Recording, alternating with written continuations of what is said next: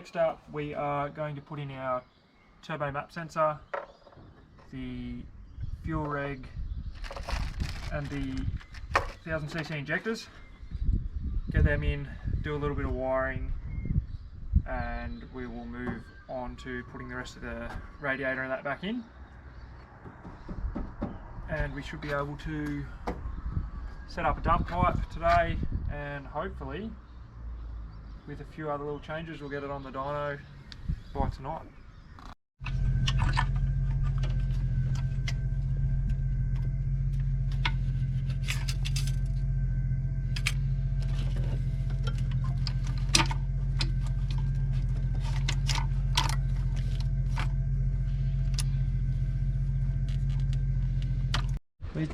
Another little tip, so people stop doing it: if you're using a BA or BF NA engine loom, don't go get a BA BF turbo map sensor and then cut all the wiring and do all that.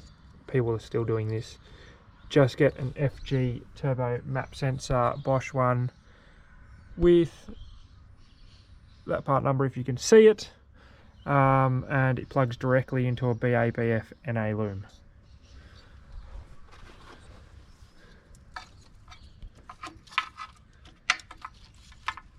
And same goes the other way around. If you have an FG NA loom, you plug in a BA BF turbo map sensor.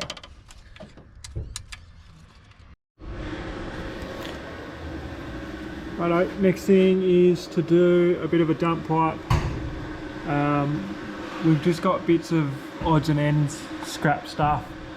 So we're thinking of just trying to have it and then kick it out the side, and then work out the screamer after that. So when running these AU BDRs and putting in either AU or E-Series shifter in, we're using just the factory E-Series T-bar that they have. You've got to mount that, and then you've got to extend this rod about 60mm. So we just sleeved it, extended that. And now we're going to go on to hooking up the manual controller and playing around with a few things on that. Something about measure once and cut twice. Pretty much. That's how it goes, isn't it? That's pretty much what happened here.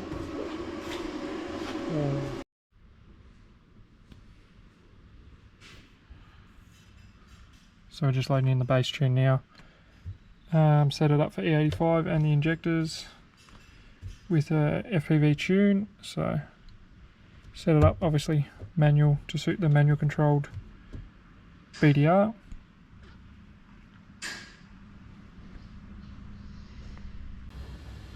Alright, so we've loaded in a bass tune. We haven't forgot anything in the 100 things we've done today. It should pretty much start. Might run a bit rough for the minute because we've just grabbed the last of the 98 out of it and put E85 in, so battery's not connected properly.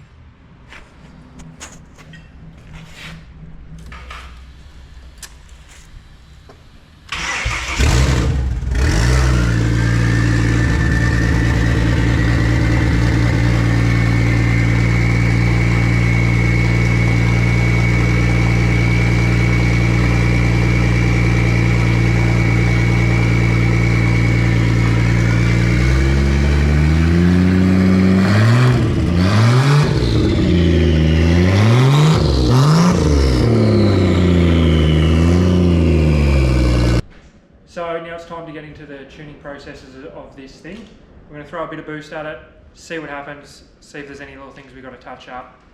So if we blow a cooler piping off or something like that, or if we break a BDR or something, see how well this cheaper intercooler holds up.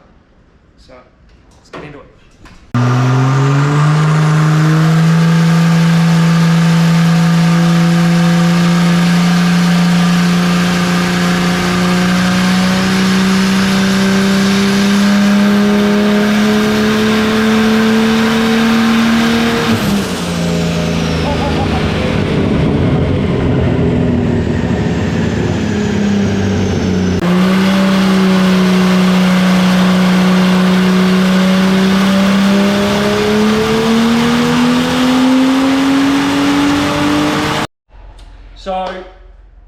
passes on this, we're getting the tune dialed in on it, and we found this intercooler to be absolutely crap. So usually I tell people always get a good intercooler.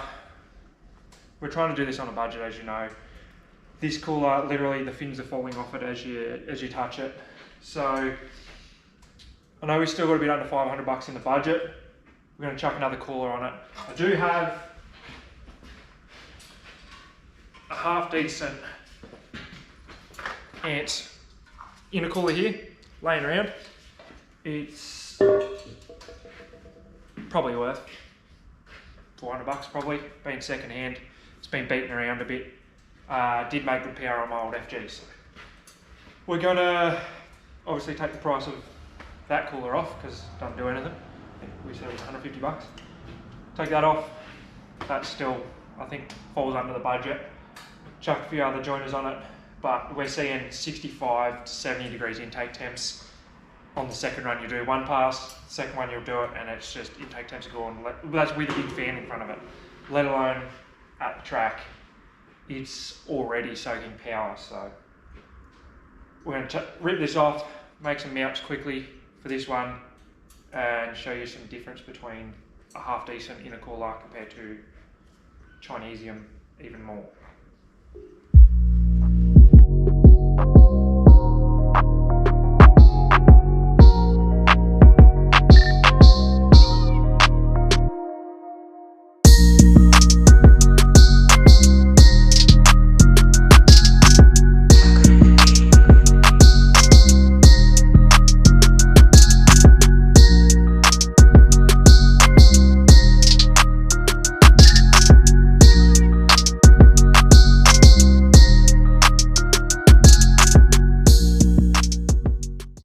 So we've got the ants intercooler on now. Being the fact it's been smashed in the front, it's actually quite tricky to make any type of mount and keep it straight. So it is what it is, it's on there. We're gonna see what difference it makes.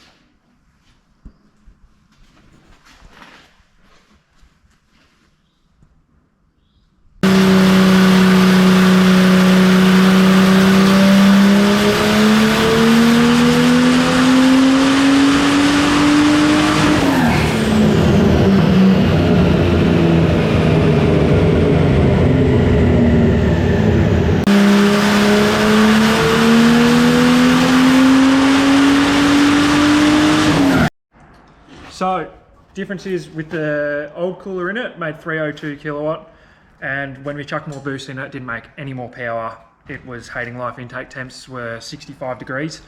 We've chucked the new cooler in, left the boost exactly how it was, did a run straight away, 324 kilowatt. So we made an extra 22 kilowatt just by that cooler change, and our intake temps were right down. Ended up chucking an extra 2 pounds of boost in it, and we're at 346 already, and we're not finished tuning yet. So that's the difference between, even it's a cheaper version ants cooler compared to a really, really crap eBay cooler.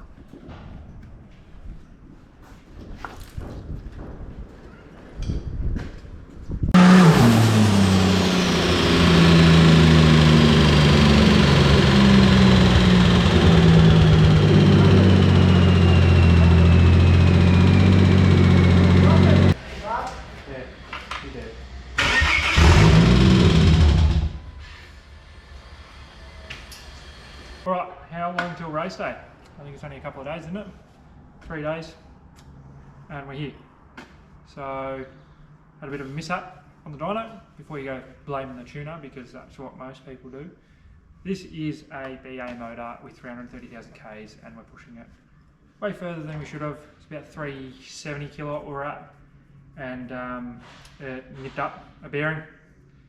Not too happy about it, but we'll rip this stuff off, chuck it on another motor we got just sitting here. It was free anyway, so chuck it in and go again, and get ready to go race. Because yeah, we're committed to it now. A lot of people are struggling here and there and trying to get the time frame, but we're here, so we'll still finish it off and get it done. So I didn't film as much as I wanted to. We've got the head stud and valve spring in this FG motor now. Obviously we had a little mishap with the other one. We've changed the sump over to a BA sump with our oil return line. We're going to get this thing in back on the dyno, touch up the tune and leave it where it's at. Back it back a little bit clearly. The other one wasn't too happy with where we're at. We're pushing around the 400 kilowatt mark with it, with a fair bit of boost in it. We only did that for one pass because we wanted to see if I could save that tune later for at the track. Clearly, too far. But being our own thing, that's why we don't care too much on pushing something like this as a bit of a budget and a bit of a laugh. So we will get this back together and we'll get on the dyno and get it to the track.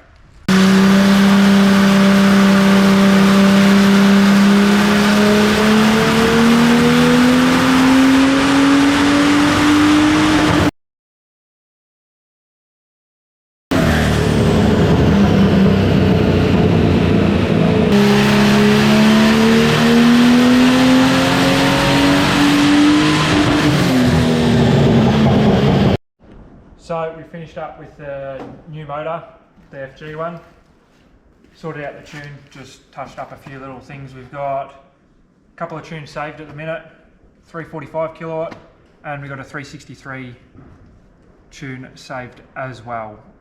So obviously the other motor, we pushed it a lot further. We're up in the 400 kilowatt with a stock BA motor, which isn't recommended. As we know, you shouldn't do this. We don't do this to other people's cars. Just we were really pushing this so we could save a tune before we get to the track and turn it up, just to beat the LS guys.